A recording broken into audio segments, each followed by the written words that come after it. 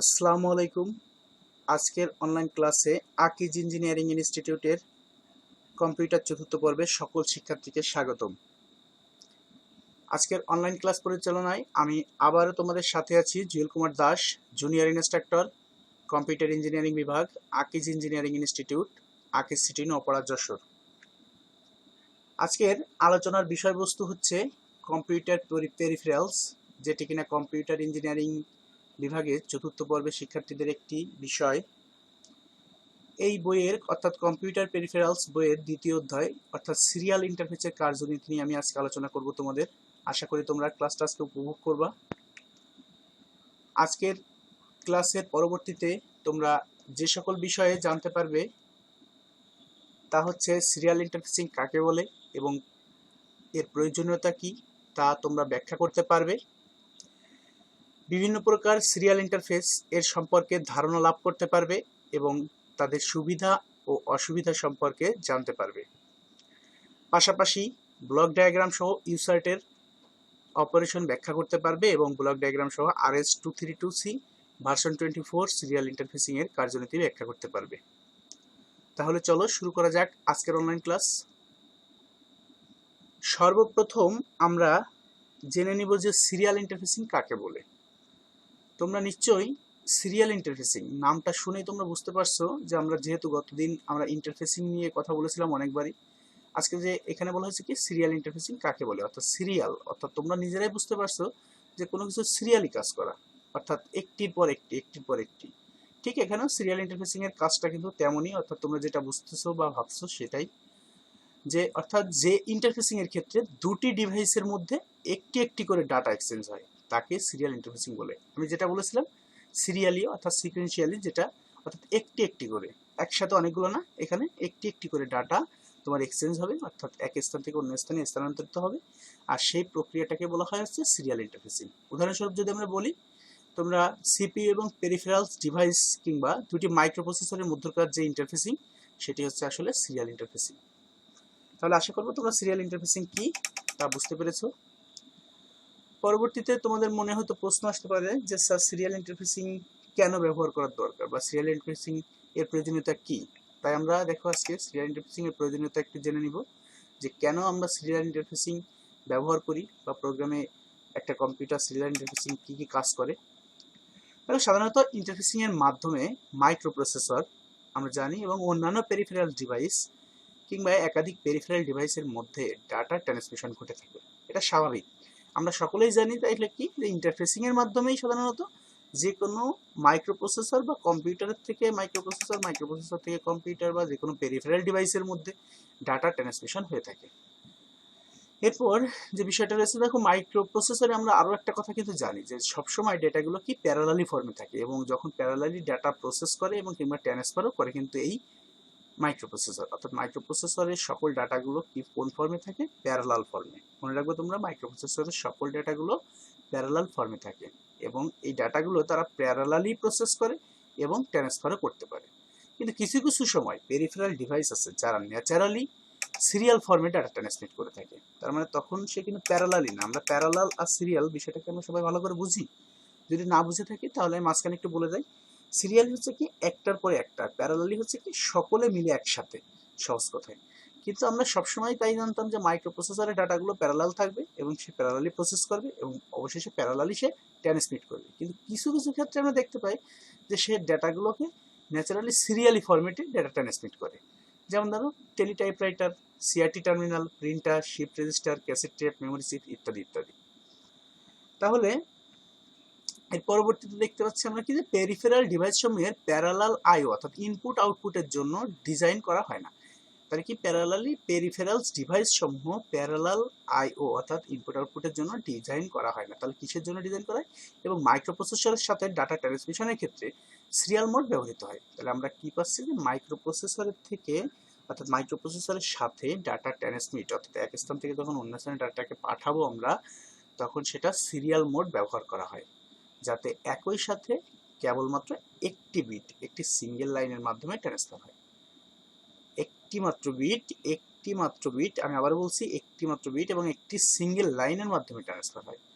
তাহলে আমরা কি সেখানে কি পেয়েছিলাম, প্যারালাল বলতে আমরা বলেছিলাম কি যে একই সাথে সবগুলো ডাটা ভিন্ন ভিন্ন লাইনে, আর এখানে কিন্তু সেটাই বলছে যে তোমাকে একটি করে বিট একটি মাত্র নতুন লাইনে সে ট্রান্সফার হবে।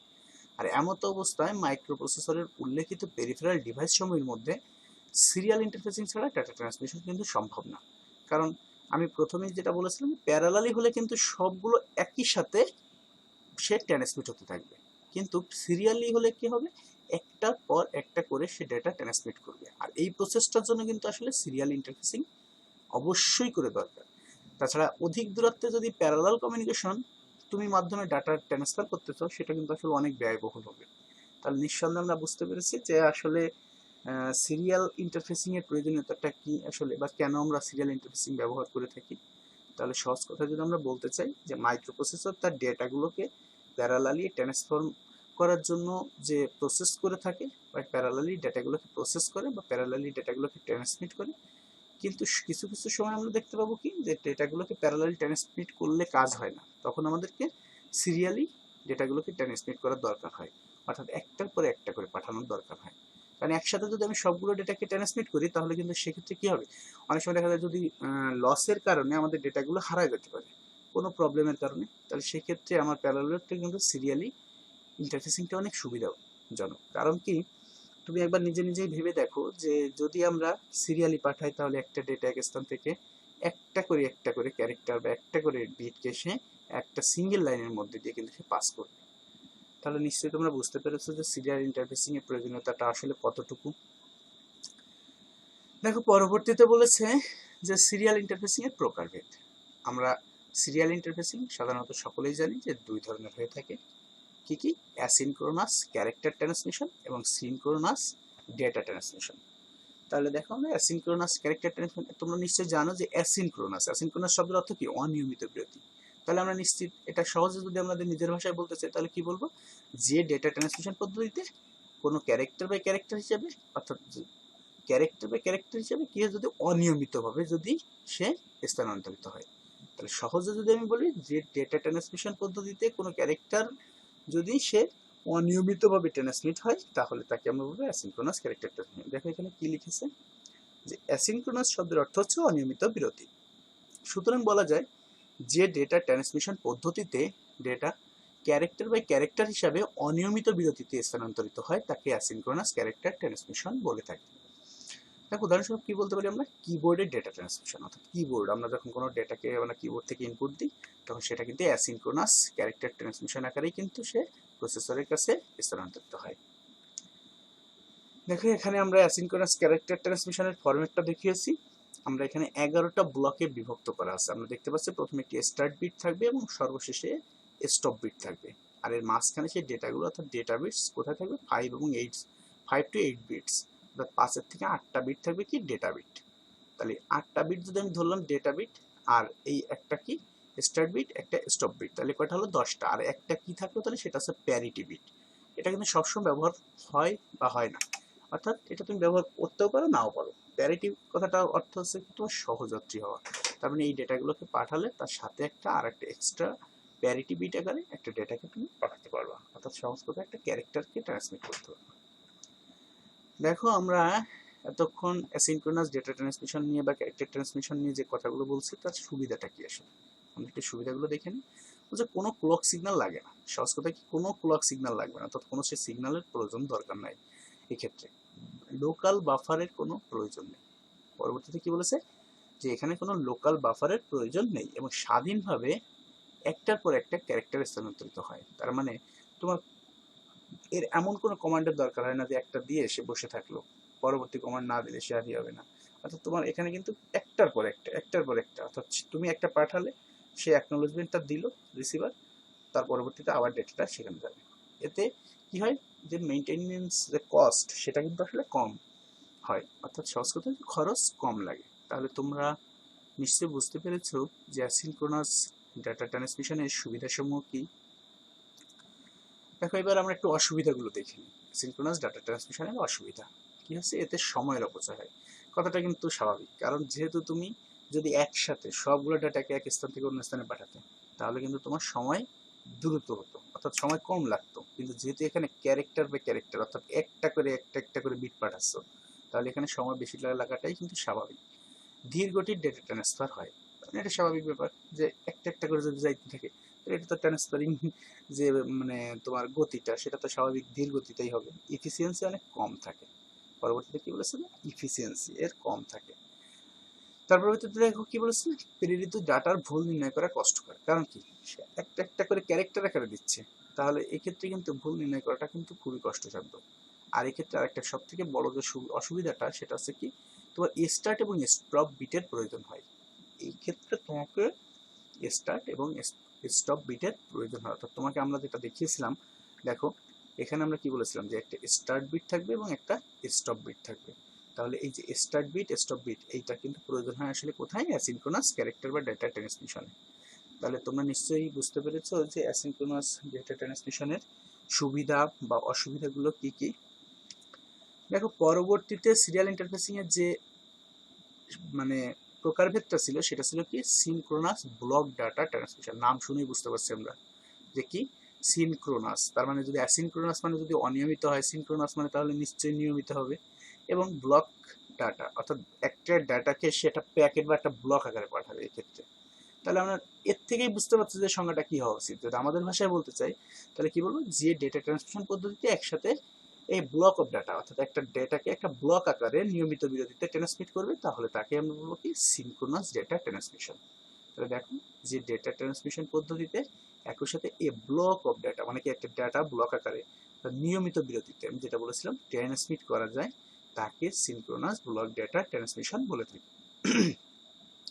উদাহরণস্বরূপ আমরা কি বলতে পারি, কম্পিউটার টু কম্পিউটার কমিউনিকেশন, মানে আমরা একটা কম্পিউটার থেকে যদি ডেটা অন্য একটা কম্পিউটারে দিতে চাই তাহলে সেটা কি হবে, যে সিনক্রোনাস ব্লক ডেটা ট্রান্সমিশন। দেখো এখানে আমরা সিনক্রোনাস ব্লক ডেটা ট্রান্সমিশনের ফরম্যাটটাকে দেখিয়েছি। আমরা কি বলেছিলাম যে দেখো পিএস মোড কন্ট্রোল এখানে কি করছে, ট্রান্সমিটার পিসো অর্থাৎ ডাটা ইন অর্থাৎ ইনপুট ডাটা দিচ্ছে, আর সেই ডাটাটাকে একটা প্যাকেট আকারে সিপোর কাছে প্রেরণ করছে এবং সেটা কি পিপুলস অর্থাৎ এটা কিছু ডাটা আউট অর্থাৎ আউটপুটে সেই ডাটাগুলোকে একটা প্যাকেট আকারেই প্রেরণ করছে অর্থাৎ ট্রান্সমিট করছে। দেখো আমরা তাহলে নিশ্চয়ই তোমরা বুঝতে পেরেছো যে সিনক্রোনাস ব্লক ডেটা ট্রান্সমিশন আসলে কিভাবে কাজ করে।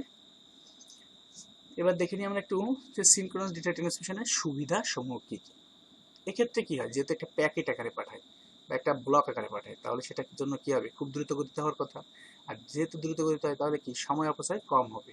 দেখো সেজন্য লিখতে হবে সময়ের অপচয় হয় না, দ্রুত গতিতে ডেটা স্থানান্তর করা যায়। আমি যেটা বলেছিলাম যে যখন আগেরটা অর্থাৎ অ্যাসিনক্রোনাস ডেটা ট্রান্সমিশনের সমস্যাটা কি ছিল, বিট বাই বিট অর্থাৎ ক্যারেক্টার বাই ক্যারেক্টার আকারে যাচ্ছিল, আর এখানে কি সবগুলোকে একটা প্যাকেটে করে একসাথে পাঠিয়ে দেবে।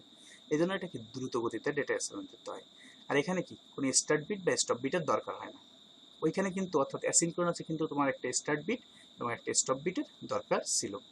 আর এক্ষেত্রে কি হয়, সর্বোচ্চ 100টি ক্যারেক্টারকে একসাথে সে ট্রান্সমিট করতে পারে।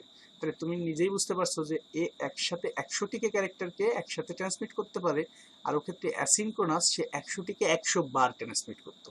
তাহলে স্বাভাবিক এক্ষেত্রে সময় এবং গতির যে বিষয়টা তোমরা নিশ্চয়ই উপলব্ধি করতে পারছো। দেখো পরবর্তীতে সিনক্রোনাস ডেটা ট্রান্সমিশনের কিছু অসুবিধা রয়েছে, আমরা কিছু অসুবিধাগুলো দেখি কি কি। দেখো উভয় প্রান্তে অর্থাৎ ট্রান্সমিটার ও রিসিভার, আমরা বুঝতে পারি ট্রান্সমিটারকে যে ট্রান্সফার করবে বা ডাটা ট্রান্সমিট করবে, আর রিসিভার যে রিসিভ করবে, এখানে কিন্তু লোকাল বাফারের প্রয়োজন হয়। আর ওই জায়গায় সিনক্রোনাসে কিন্তু কোনো লোকাল বাফারের প্রয়োজন ছিল না।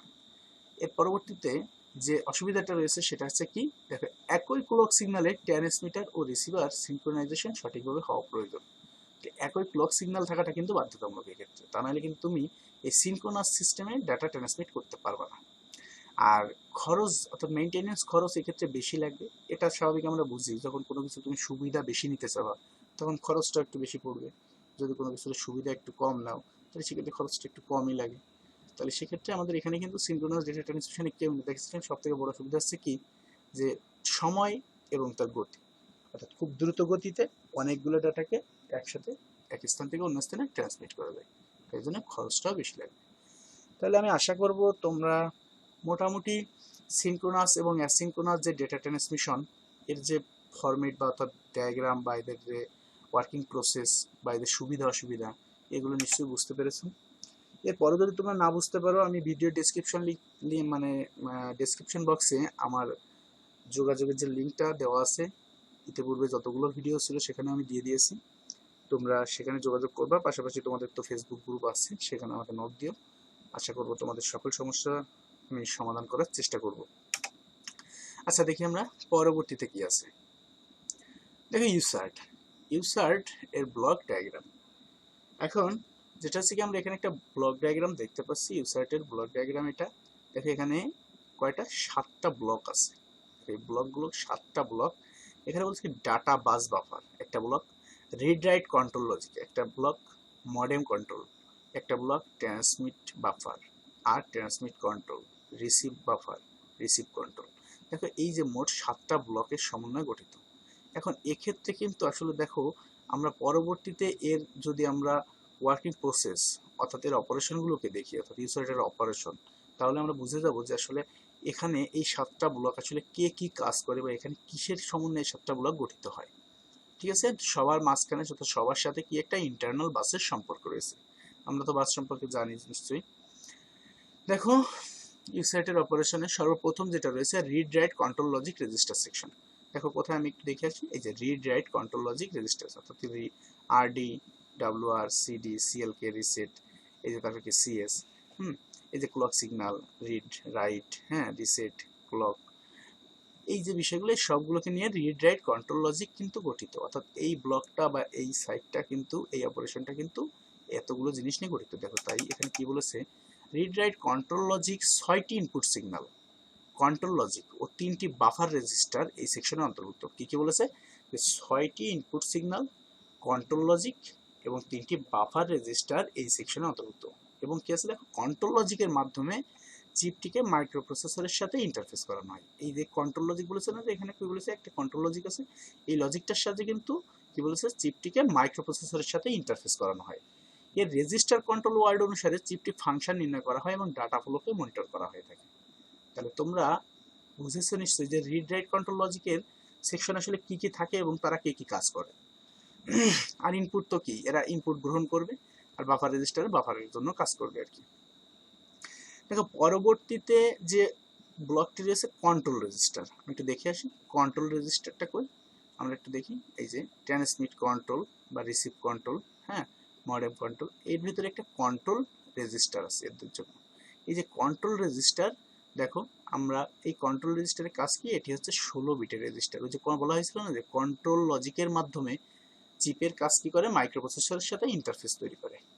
আর এই সেই কন্ট্রোল রেজিস্টারটা কেমন, যে 16 বিটের একটা রেজিস্টার। এটি দুটি ইন্ডিপেন্ডেন্ট বাইটের কন্ট্রোল ওয়ার্ডকে কনসিস্ট করে থাকে। প্রথম বাইটের কাজ হচ্ছে কি মোড ইনস্ট্রাকশন এবং দ্বিতীয় বাইটের কমান্ড ইনস্ট্রাকশন বলা হয়ে থাকে। তাহলে প্রথম বাইটটা আসলে কি কাজ করবে, মোড ইনস্ট্রাকশন করবে, অর্থাৎ কোন মোডে সে কাজটা করবে। এবং দ্বিতীয় বাইটটার কাজ হচ্ছে কমান্ড ইনস্ট্রাকশন, অর্থাৎ কি কমান্ড দিবে সেই ইনস্ট্রাকশন ফলো করে সে কমান্ডটাকে মেনে চলবে। দেখো পরবর্তীতে যেটা আছে ডাটা বাস বাফার, আমি যেটাকে বলেছিলাম তোমাদের, দেখো এর আগের চিত্রে আমরা একটু দেখে আসি। এই যে ডাটা বাস বাফার ইন্টারনাল বাসের সাথে সংযুক্ত, এখানে D7, T0 থেকে D7 অর্থাৎ দেখতে পাচ্ছি আমি এখানে। দেখো কি বলেছে, যে সিস্টেম ডেটাবাসের সাথে ইন্টারফেসিং এর জন্য একটি ব্যবহৃত হয়ে থাকে। সিস্টেম ডেটাবাসের সাথে, অর্থাৎ ডেটাবাসের সাথে ইন্টারফেসিং এর জন্য কিন্তু এটা ব্যবহার করা হয়। ডাটাবাসগুলো মূলত বাই ডিরেকশনালি কাজ করে থাকে। দেখো এখানে বাই ডিরেকশনালি কাজ করতেছে, দেখো এই যে তোমরা দেখতে পাচ্ছ, এই যে বাই ডিরেকশনালি এখানে কিন্তু কাজ করতেছে। দেখো কি বলেছে, যে ডাটা বাস বাফারের মাধ্যমে কন্ট্রোল ওয়ার্ড, কমান্ড ওয়ার্ড এবং স্ট্যাটাস ইনফরমেশন ট্রান্সফার করা হয়। তাহলে এর মাধ্যমে কি করা হয়, এই ডাটা বাস বাফারের সাহায্যে হচ্ছে বলতেছে কন্ট্রোল ওয়ার্ড, কমান্ড ওয়ার্ড এবং স্ট্যাটাস ইনফরমেশনকে এক স্থান থেকে অন্য স্থানে ট্রান্সফার করতেছে। পরবর্তীতে যেটা আছে, অর্থাৎ যে ব্লক বা যে সেকশনটা আছে, সেটা হচ্ছে ট্রান্সমিটার সেকশন। দেখো আমরা একটু দেখে আসি ট্রান্সমিটার সেকশন। এই যে ট্রান্সমিটার বাফার, ট্রান্সমিট বাফার বা ট্রান্সমিট কন্ট্রোল, এই যে সেকশনটা, এই ট্রান্সমিটার বাফারে কি বলতেছে, দেখো এই সেকশনে বলতেছে যে এই সেকশন 3টি আউটপুট সিগন্যাল এবং একটি ইনপুট সিগন্যাল বিদ্যমান। 3টি আউটপুট এবং একটি ইনপুট, কি বলছে, 3টি ইনপুট এবং একটি আউটপুট। এই দেখো, এই যে দেখতে পাচ্ছ তোমরা, এই যে একটি আর এই যে 3টি। তাহলে এখানে কি বলেছে, 3টি আউটপুট সিগন্যাল এবং একটি ইনপুট সিগন্যাল বিদ্যমান। তাহলে এই 3টি হচ্ছে আউটপুট সিগন্যাল আর এইটা হচ্ছে ইনপুট সিগন্যাল, অর্থাৎ TXD, TX, RDY, TXE, TXC, এইগুলো হচ্ছে সব কি তোমার আউটপুট, আর এটা হচ্ছে ইনপুট সিগন্যাল। ট্রান্সমিটার মাইক্রোপ্রসেসর থেকে প্যারালাল ডাটাকে গ্রহণ করে এবং তাদেরকে সিরিয়াল ডাটাতে কনভার্ট করে। এই ট্রান্সমিট আমরা সবাই বুঝি যে ট্রান্সমিটারের কাজ কি, মানে আমরা সবাই যে ট্রান্সফরমারের কাজটা যদি আমরা বোঝার চেষ্টা করি, আমাদের বিদ্যুৎ মানে বিদ্যুতের খাম্বায় দেওয়া থাকে, দেখছি আমরা অনেক সময় যে ট্রান্সফরমারের কাজটা কি, নিম্ন বিভাগকে উচ্চ বিভাগে পরিণত করা, অর্থাৎ কোনো কিছুতে কনভার্ট করা। এখানে যে ট্রান্সমিটার সেকশনটা আছে এর মূলত কাজ হচ্ছে কি, যে আমরা বলেছিলাম প্রথমেই শুরুতেই যে মাইক্রোপ্রসেসরের মূলত ডাটাগুলো কিভাবে থাকে, প্যারালালি থাকে, সেই ডেটাগুলোকে সিরিয়ালি ডেটাতে কনভার্ট করাই হচ্ছে মূলত এই ট্রান্সমিটার সেকশনের মূল কাজ। এদের মধ্যে দেখো দুটো রেজিস্টার আছে, একটা হচ্ছে প্যারালাল 8 বিট ধারণ করার জন্য বাফার রেজিস্টার, অন্যটি হচ্ছে 8 বিটকে সিরিয়াল বিটের স্ট্রিমে কনভার্ট করার জন্য আউটপুট রেজিস্টার।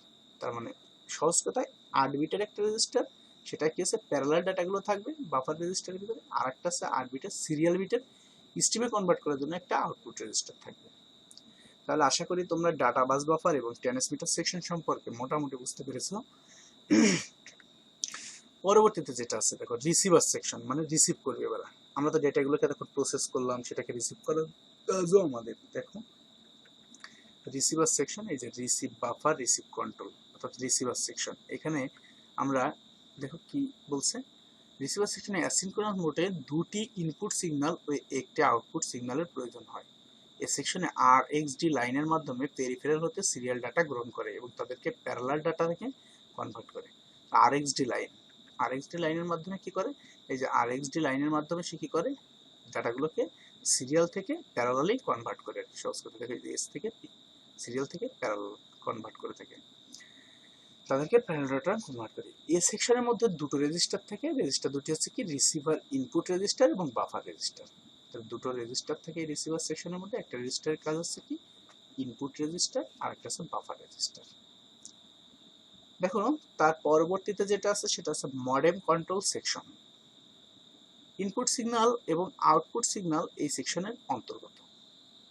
টেলিফোন লাইনের সাহায্যে মডেমের মাধ্যমে ডাটা ট্রান্সমিট করার জন্য এই সেকশন ব্যবহৃত হয়ে থাকে। কি বলেছে যে ইনপুট সিগন্যাল এবং আউটপুট সিগন্যাল, আমরা একটু দেখে আসি যে মডেম কন্ট্রোল সেকশনটা। মডেম কন্ট্রোল সেকশনটা হচ্ছে এই যে তোমাদের modem control section, DSR, DTR, CTS, RTS, এই যে বিষয়টা এইখানে এই যে এদের মাধ্যমে আসলে কি কাজ করে দেখো, বলেছে যে ইনপুট সিগন্যাল এবং আউটপুট সিগন্যাল এই সেকশনে মূলত কোনো কিছু যে ইনপুট এবং আউটপুটের যে সিগন্যালটা সেটা এই মডেম কন্ট্রোল সেকশনে অন্তর্ভুক্ত। টেলিফোন লাইনের সাহায্যে আমরা কি হয়, মডেমের মাধ্যমে ডাটা এক স্থান থেকে অন্য স্থানে ট্রান্সমিট করার জন্য সাধারণত এই মডেম কন্ট্রোলটাকে ব্যবহার করি। আমরা বুঝতে পারতেছি, আমরা অনেক সময় দেখেছি না ইন্টারনেট ব্যবহার করার সময় মডেমের মাধ্যমে কি করা হয়। আমি গতদিন বলেছিলাম যে আউটার ওয়ার্ল্ডের সাথে কম্পিউটার বা কম্পিউটারের থেকে আউটার ওয়ার্ল্ড, এই যে দুজনের ভিতরে একটা কমিউনিকেশন সিস্টেম তৈরি করা, এটার মূলত বেসিক্যালি কাজ করে মডেম কন্ট্রোল সেকশনটা। তাহলে আমি আশা করব যে তোমরা ইউসার্টের অপারেশন এবং তার ব্লক চিত্র মোটামুটি বুঝতে পেরেছো, এবং এটা কিন্তু খুবই গুরুত্বপূর্ণ একটি প্রশ্ন। আশা করব তোমাদের বোর্ড পরীক্ষায় কিন্তু এই প্রশ্নটা থাকবে বলে আমি মনে করছি। সো তোমরা খুব গুরুত্বের সহিত এই প্রশ্নটা এবং এর চিত্রটা কিন্তু তোমরা খুব ভালোভাবে পড়বা এবং বোঝার চেষ্টা করবা। যদি এই ক্লাসের পরবর্তীতেও তোমরা না বুঝতে পারো তাহলে তোমরা আমাকে অবশ্যই করে আমার মেসেঞ্জার গ্রুপে নক দিও, আমার সাথে যোগাযোগ করার চেষ্টা করো, আমি তোমাদের বোঝাই দিব বা বোঝানোর চেষ্টা করব। দেখো আমাদের last topics RS232C version 24 serial interfacing এর ব্লক যে ডায়াগ্রাম সেটা আমরা এখানে দেখতে পাচ্ছি। ব্লক ডায়াগ্রামে দেখো আমাদের এখানে লেখা আছে কি কানেক্টেড টু দ্য ডাটা বাস এবং serial transmitter and receiver. Serial transmitter এবং রিসিভারের ভিতরে ডাটা বাসটা কি বাই ডিরেকশনালি আছে না, আমরা আগে যেটা বলেছিলাম। আর connected to the control bus, এটার সাথে কিন্তু কন্ট্রোল লজিকের একটা বাই ডিরেকশনালি একটা সম্পর্ক আছে। এবং এই যে কন্ট্রোল লজিক এটা কি করে, চিপ সিলেক্ট করে। আমরা বলেছিলাম কন্ট্রোল লজিকের কাজটা হচ্ছে চিপ সিলেক্ট করে মাইক্রোপ্রসেসরের মধ্যে একটা সম্পর্ক স্থাপন করে, আমরা একটু আগেই বলে আসছি। দেখো পরবর্তীতে যে সিরিয়াল ট্রান্সমিটার অ্যান্ড রিসিভার এই সেকশনটা কি করে, সে সিরিয়ালি ডেটাগুলোকে ট্রান্সমিট করে এবং সে আবার কি করে সেই ডেটাগুলোকে রিসিভও করে। Serially receive data, serially transmit data. এখন এই ডেটা কমিউনিকেশন ইকুইপমেন্ট অর্থাৎ মডেম, এই মডেমের কাজটা আমরা কি বলেছিলাম, সবসময় ইনপুট বা আউটপুট সেকশনটা কিন্তু এই মডেম কন্ট্রোলের ভিতরেই অন্তর্ভুক্ত থাকে। সেখানে কি করেছিল একটা বলা হয়েছিল কি একটা ডেটা সে সিকোয়েন্সিয়ালি অর্থাৎ সিরিয়ালি, অর্থাৎ দেখো এই যে সিরিয়াল লাইন দিয়ে ডেটা কমিউনিকেশন ইকুইপমেন্ট মডেম।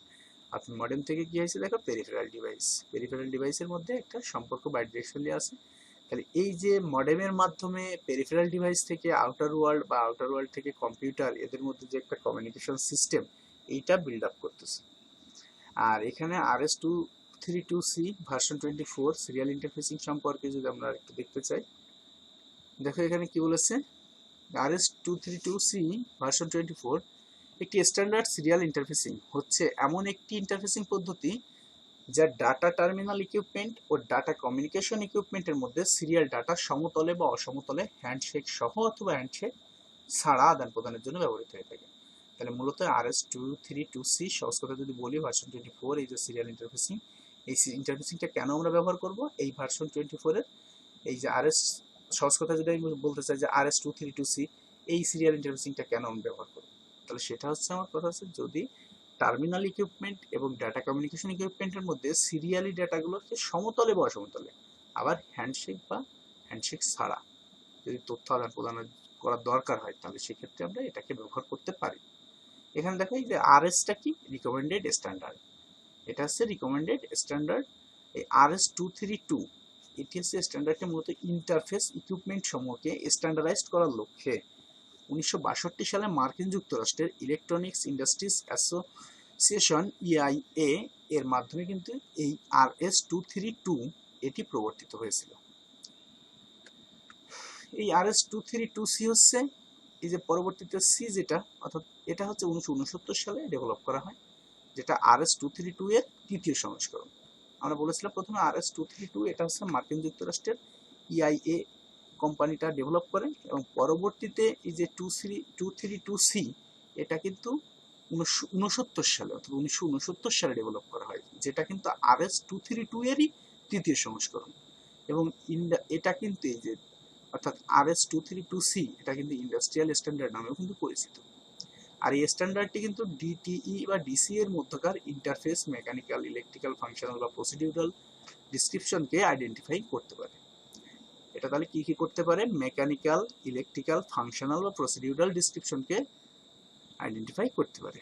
অপরদিকে এই যে ভার্সন 24 ছিল, দেখো এই যে ভার্সন 24, আমি স্লাইডে ভার্সন 24 দিছিলাম, সেটা কি আসলে STS স্ট্যান্ডার্ড হলো ইউরোপের CCTTT কর্তৃক প্রবর্তিত ফাংশনাল ডিসক্রিপশন সমৃদ্ধ একটি স্ট্যান্ডার্ড, যা সর্বাধিক 50 ফুট, অর্থাৎ কতটুকু হতে পারে 50 ফুট বলতে 15 মিটার দূরত্বে, কেমন গতিতে 20 kbps গতিতে সিরিয়ালি ডেটাগুলোকে ট্রান্সমিট করতে পারে। এই ভার্সন 24 তাহলে মূলত 50 মিটার, অর্থাৎ ভার্সন 24 এর যে বৈশিষ্ট্য, এটার বৈশিষ্ট্যটা কি, এটা 50 মিটার অর্থাৎ 15 মিটারের 50 ফুট, সরি 50 ফুট অর্থাৎ 15 মিটারের ভিতরে ডেটাগুলোকে 20 kbps গতিতে সিরিয়ালি ট্রান্সমিট করতে পারে।